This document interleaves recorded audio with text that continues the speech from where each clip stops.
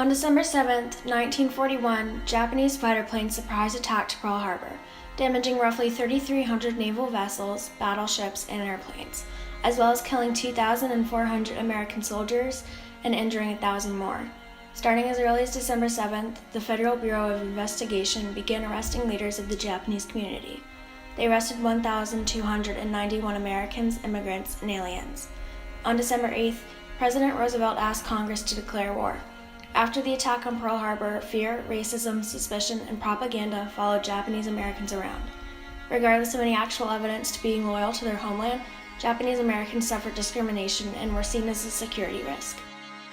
Roosevelt signed Executive Order 9066 on February of 1942, and the order itself was placed to protect the harm of Japanese citizens and aliens, as well as to prevent espionage. 2 months later, in March of 1942, President Roosevelt enacted Executive Order 9066, relocating anyone with 1/16 of Japanese lineage to Wartime Civil Control Authority assembly centers for up to 6 months, while the War Relocation Authority centers were being built. Overall, sending 120,000 Japanese and Japanese Americans for an average of 3.5 years did nothing to help the war efforts or protect America. The financial and psychological effects of the camps left many families with nothing, forcing them to start over again after years of hard work and labor. Here, there is no triumph for the Japanese community, only tragedy. Sending the Japanese community to concentration camps did nothing except negatively impact those interned by forcing them and sending them back financially, effectively creating health impacts and mental illnesses where there otherwise would have been none, hurt them and set them back in countless ways that could have been prevented had they not been interned.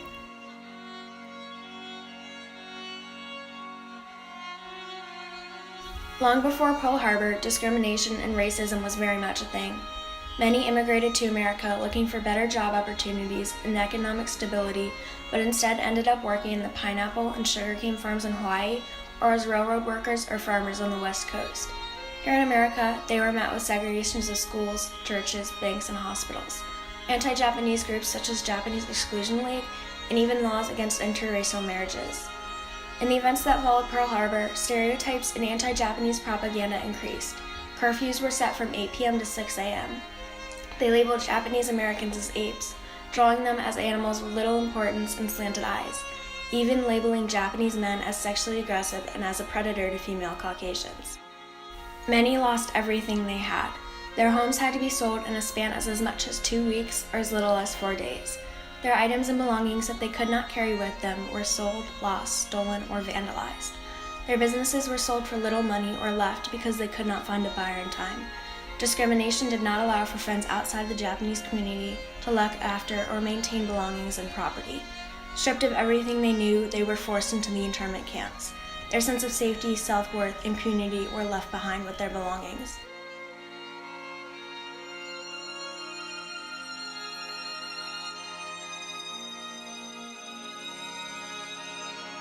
The humiliating and degrading conditions inside the camps, such as subpar education, inferior housing and food, lack of privacy, and unacceptable medical care, drove many Japanese Americans to repressing their emotions concerning their prison-like situation. Inside some camps, many internees died directly of illnesses from lack of medical care. Families stopped being families as they stopped spending time together and started to hang out with friends their age. They were not allowed to practice Shinto or Buddhism inside the camps and were instead encouraged to practice Christianity. The camps themselves resembled prisons with watchtowers with soldiers accompanied by guns, and the poorly constructed housing units only had army cots and a single bare light bulb. There were no individual kitchens or bathrooms. Searchlights swept over the camp at night, adding to the feeling that they were being imprisoned.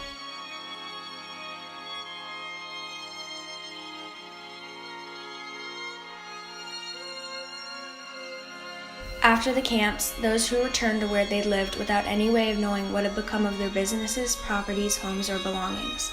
Many came home and found their property lost, destroyed, or stolen. Violence and discrimination created roadblocks in getting homes, possessions, jobs, businesses, land, and financial stability. After being interned, they had to start over again. Some never made it back to where they had been and became homeless. Some families never reunited or only found each other decades after. The most common way to deal with the internment was suppressing their emotions and denial, which resulted in depression. The long-term psychological effects of being in prison include PTSD, anxiety, and depression. To the Japanese community, the Japanese internment camps are shameful to talk about, even within their family, and bring shame upon their family. After the internment camps, many Japanese Americans stopped practicing Japanese culture and speaking Japanese in an attempt to be seen as more American. After they were released, some never spoke another word again. Many did not want to face what had happened. The psychological damage this had on the interned Americans is comparable to victims of rape. Many Japanese Americans felt proud to be an American, but after they were interned, they lost faith in a country who would turn their backs to them. The Japanese American community turned to suicide after losing their jobs or being unable to work. Those who did not commit suicide took on low-paying jobs or relied on younger family members for help. When the children went back to school, they felt as if it was a constant struggle and fight to be seen as an American. The healing process of the pain from the camps took time because the U.S. government took so long to realize what they had done was wrong.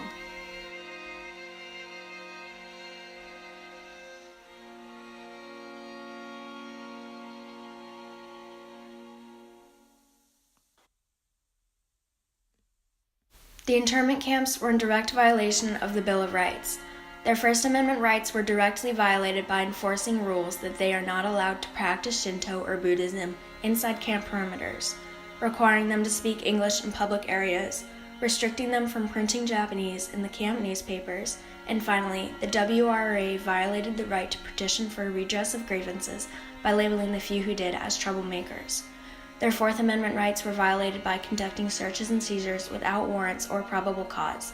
Their Fifth Amendment rights were violated by the forcible removal of Japanese Americans from their homes and imprisoning them, denying them speedy trials and access to legal representation, nor were they informed of their crimes while inside the camps. Their Eighth Amendment rights were violated by forcing them to stay inside the internment camps, which qualify as a cruel or unusual punishment. Their 15th Amendment rights were violated by not giving the internees a way to vote inside the camps. An example of this is the Korematsu case. Fred Korematsu refused to follow the order and did not leave his home. On May 30th, 1942, the FBI arrested Fred Korematsu. While in jail, Korematsu allowed the American Civil Liberties Union to make his case against the constitutionality of the order. In an unfair trial of the lower court, found him guilty of violating military orders. Korematsu was given 5 years probation and sent to an assembly center. Korematsu's legal team appealed, and again the conviction upheld. Korematsu asked the Supreme Court of the United States of America, and in a divided court 6-3, again, Korematsu was found guilty of violating military orders. A pro bono team reopened Korematsu's case with new evidence and cleared Korematsu's name 40 years later. Every basic human right was violated, as well as many constitutional ones. They did not have access to adequate medical care. Their schools did not meet the bare minimums to teach the children of those interned. The pay rate was way below average for the jobs they were doing. The meals were not enough, and the living situations were horrible.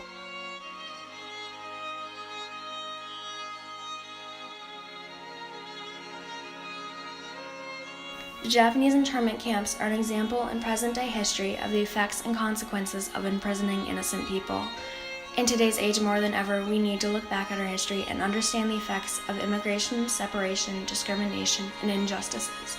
In this day and age, it is pertinent for us to reflect on our past mistakes, especially in the wake of imprisoning the migrant children. Under Trump's zero-tolerance policy, children and teens were being ripped from their mothers and fathers every day and put into detention centers. The effects of this will last a lifetime for the children and their parents, while we go on in our everyday lives forgetting all about it. By looking back specifically at the Japanese internment camps, we can see many factors, some of which we still see today, that were present in making this tragedy, and we can stop them in their tracks today.